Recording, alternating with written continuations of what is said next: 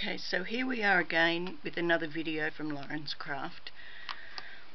What we're going to make today is a flower, and our flowers are made from these 3 dies from Quickutz. I'm not sure what they're called, but they are wonderful to make flowers with. Okay, our tools of the trade are either a foam ink pad or a distress ink and a tool. You can use nice shaping tools like this. I use a bone scorer as well, and tweezers will help. Usually I put my centres in with glossy accents.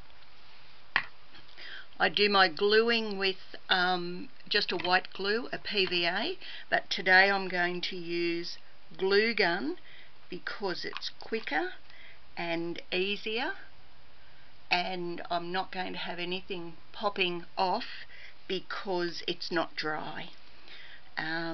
Okay, so basically what I do is cut my die cuts, and I cut 2 of each size. 2 of each size gives you a nice full flower. And all I do is, and this is a good job to do this before you start shaping, is I just ink around. Now it doesn't matter how much you put on or how even it is or how uneven, it really does not matter. You can see what I'm doing, and with the distress ink I do go back to the ink pad between each application, between each petal, because the distress ink, even though some of it's nice and bright, it's really a translucent ink, lovely to work with, but just to get that little bit more depth of colour, I like to have my sponge fairly inky.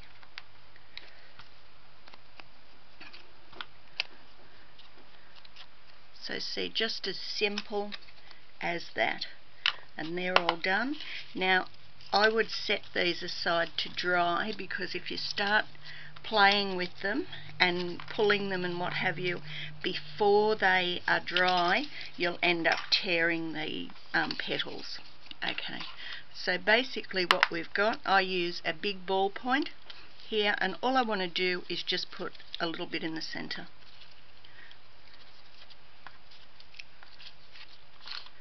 Okay, it doesn't have, you don't have to be neat. It's not a delicate operation. It's, you know, I use cardstock, a lightweight cardstock, 160 GSM I use, and that's all the shaping I do with those little round ball end things. You know, you always need those for shaping flowers. And then I take my bone scorer and my flower, and all I want to do is put a curl on each side of the petal, and you just do it the same as you would with scissors and curling ribbons. So you take it between the petal, between your thumb and the bone folder, and just pull out. How easy is that? I tell you, I don't do anything hard or difficult, girls or boys, if you're out there. Even my Teddy could do this, and you all know he's a clever boy.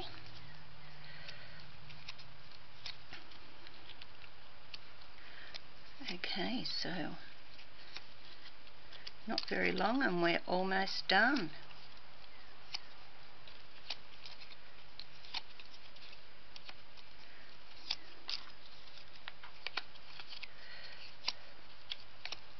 Normally I wouldn't do all of these in a video, I don't know, but that way you get the idea and you see how quick and easy it is.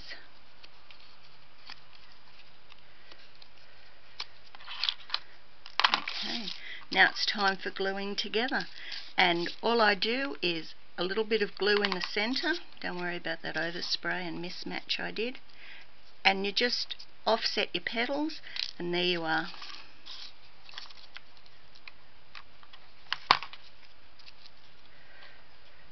I tend to do pairs together. It's just habit, I suppose. You can do it whichever way you want. My gun is giving out heaps of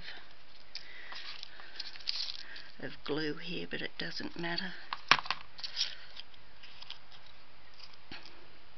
And with these I just offset the first set,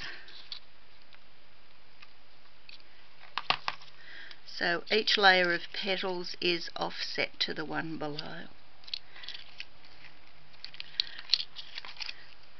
Okay, and then you take yourself a nice little centre, give yourself, and you hate these little strings of glue. Put some glossy accents in the middle like that, not very much. And so that I line it up right, I take my tweezers and pop them on.